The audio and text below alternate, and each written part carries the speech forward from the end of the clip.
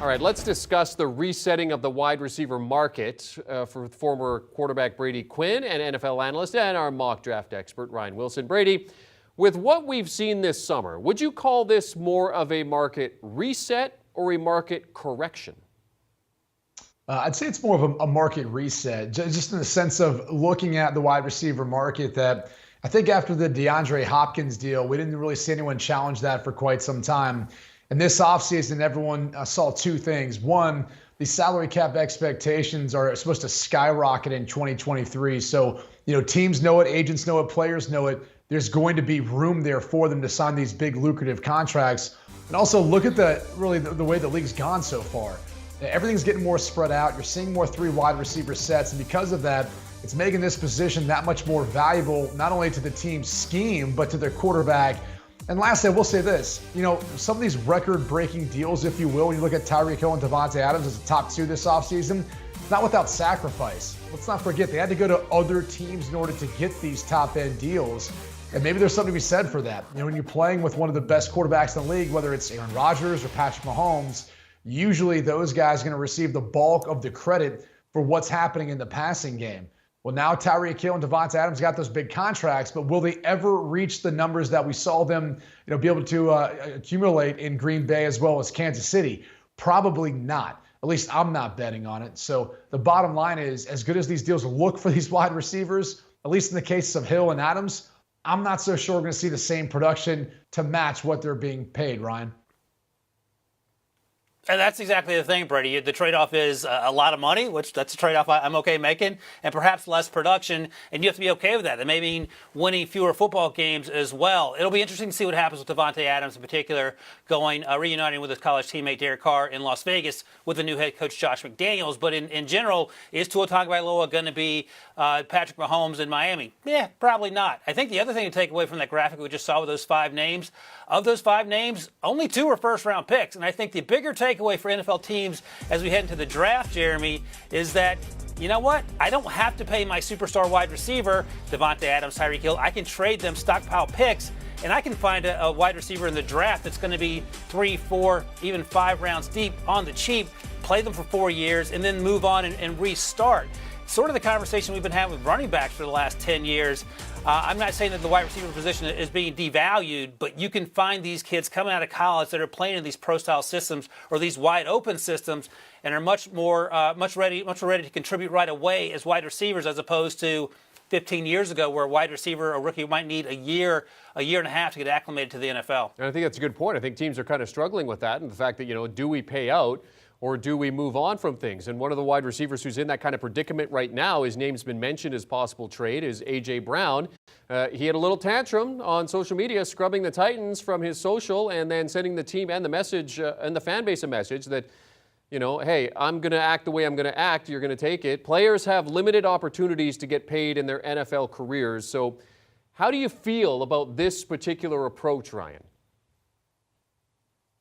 Yeah, I'm fine with it. He's 23, 24 years old. That's how 23-year-olds act. I was thinking about it as you were talking, Jeremy. If I was in my contract year and I took CBS's name out of my bio, I'm pretty sure CBS would unfollow me and I'd never hear from them again. So different strokes for different folks. A.J. Brown's a little more important to what the Titans do, perhaps, than what I do for CBS Sports. My agent can sort that out for me. But I think for A.J. Brown, he's not the first person to do that, to get angry or whatever stance he's taking with the team that's not giving him what he wants. I'm fine with that. He's a big-time playmaker. A second-round pick, by the way, worth noting, just like his teammate DK Metcalf at Ole Miss.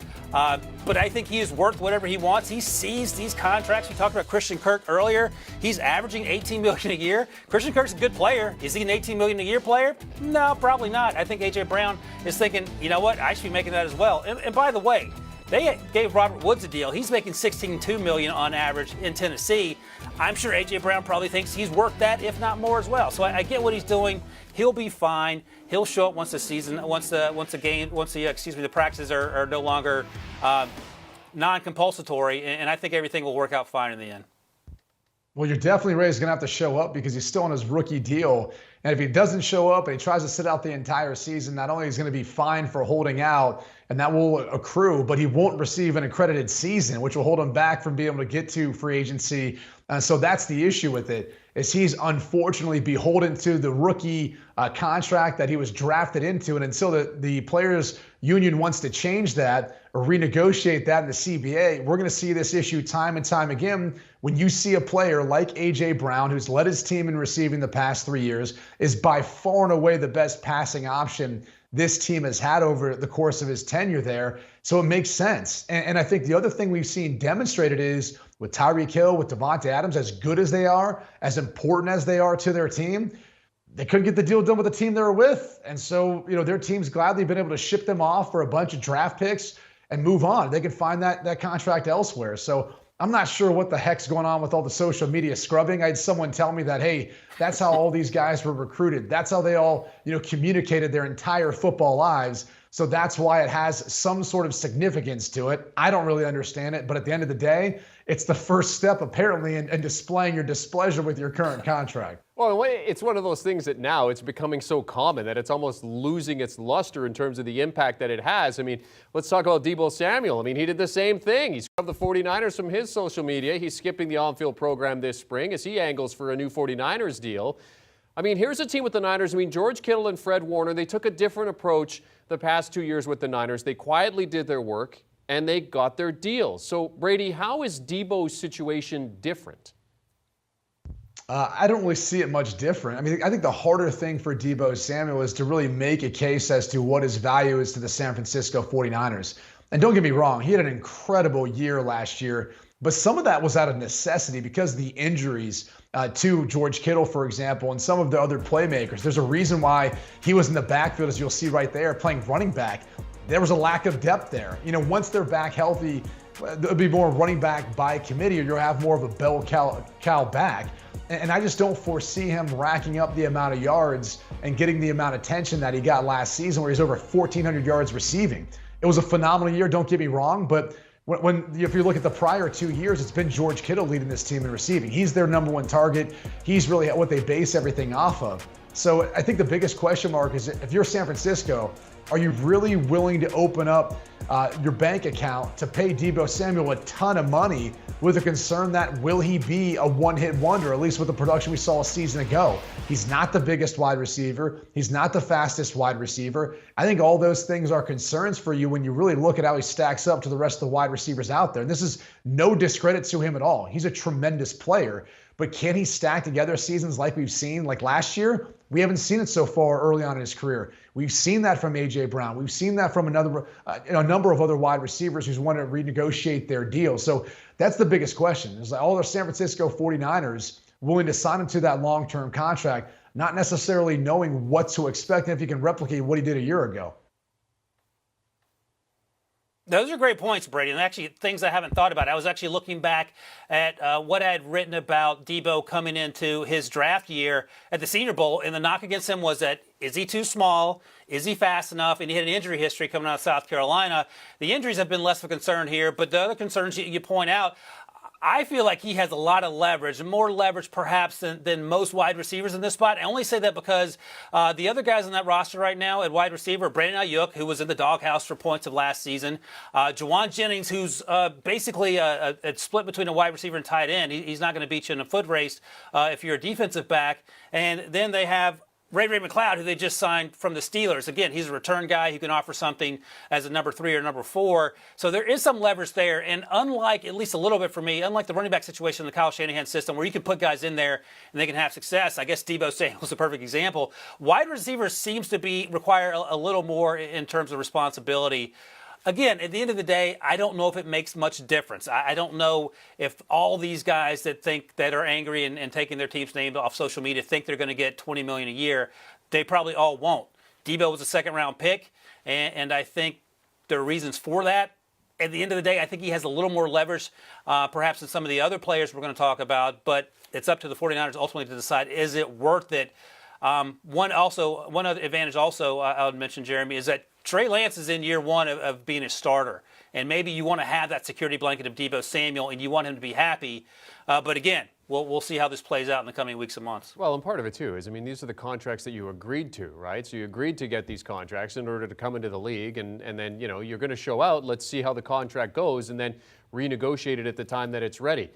Terry McLaurin rounds out these 3 wide receivers that are, you know, doing the half holdout thing. All 3 enter this year, averaging an annual pay under $2 million in a market where, Brady, you even said it. I mean, some number 3s are netting $10 million per year. So when you look at Terry McLaurin, I mean, what's next for Terry McLaurin here, Ryan? He needs to get paid. I mean, he's been sort of the offense for the last few years on a Washington team that's had issues at quarterback. I thought Taylor Heineke was good, but he's not going to be the starter. They got Carson Wentz. They have issues at other positions. They drafted Deebo Brown. He has a chance in year 2 to grow into that role. Curtis Samuel hasn't worked out yet. He'll have an opportunity as well. Terry McLaurin's been there each and every week for the duration of his career. 3rd-round pick, by the way, again, that recurring theme. I think he's a really good football player. He's a great team leader. Teammates look to him for leadership. The coaches look for him for leadership. And I understand why he might be upset, perhaps is too strong a word, but he wants to get paid. Again, the same conversation. He's looking around the league, seeing some of these guys making a lot more money than him, and he is a much better player. If he doesn't get paid in Washington, he'll certainly get paid somewhere.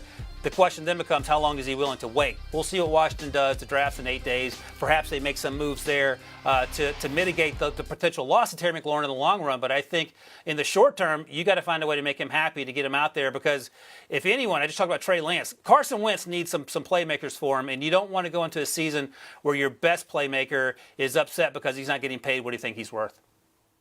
You know, we've talked about this in regards to A.J. Brown being their best receiving option for him by far. It's the same thing with Terry McLaurin. You can throw Logan Thomas in that conversation, but you take away Terry McLaurin, you're taking away a 1,000-yard receiver for back-to-back seasons. Really flirted with it in his rookie year. Probably could have gone over that number. And it's not like we've had stellar quarterback play throughout the course of his time there. So take that into consideration, too. If they can't get a contract done and they're looking long-term, say this just isn't going to work, he will have a big-time trade market considering his speed, his skill set, everything that he's showcased so far during his time with Washington. So, you know, Jeremy, you talked about the fact that, well, they agreed to a contract. Well, unfortunately, that's out of their hands. You know, the rookie draft wage scale is all slotted. So there's really nothing they can do about it but basically sign the contract that they're handed outside of negotiating a signing bonus and then the offset language. This is the first opportunity where they really have to utilize the leverage that they have, because they've largely outplayed what their contract states. And that's why he wants a new deal. The hard thing is, again, if he doesn't show up because he's under contract, he will be subject to fines. And if he wants to sit out the entire season, he's welcome to, but he's not going to get that accredited season. He's not going to get a step closer to free agency. And that's really what this is all about. All these wide receivers we just talked about, they got 1 year left on their deal before they hit free agency. And so it'd be wise for every team, if they want to keep them on their roster, to negotiate with them now instead of playing through what could be an unhappy season. And on top of that, having to deal with the franchise tag on the other end. And we know how pricey that could get. So it makes sense for all these guys to try to get a long-term extension done now if the team values them. If not, find a trade partner. Someone else will sign them to a big money deal. Okay, so then, Brady, does this become a collective bargaining issue then if we continue to see this happening? Jeremy, it always has been. I mean, look at running backs. I mean, it's always been an issue for a collective bargaining agreement, but unfortunately, the union has so many different issues that, you know, they have to try to prioritize. That's a difficult negotiation when the owners primarily have 2 or 3 every negotiation they're trying to get to. So this is not something that the union's going to strike over. We've got a long-term labor agreement. So unfortunately, nothing's going to change for the next decade under the current CBS. Do you want a sports network that delivers everything that matters about the game? The highlights, the picks, the instant analysis, no yelling, no fake debates, no politics. Hit the subscribe button and never miss a moment.